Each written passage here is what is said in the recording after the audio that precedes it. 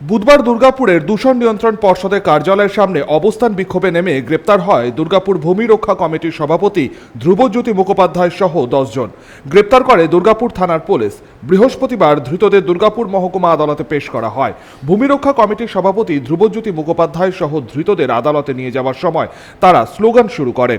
পরিস্থিতি সামাল দিতে পৌঁছায় পুলিশের পাশাপাশি কমব্যাট ফোর্সও।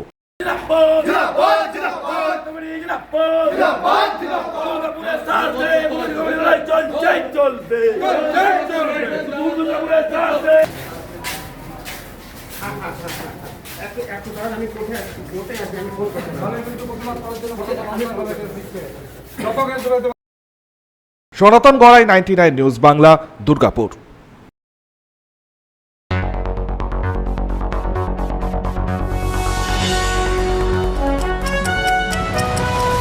আপনারা দেখছেন 99 নিউজ বাংলা।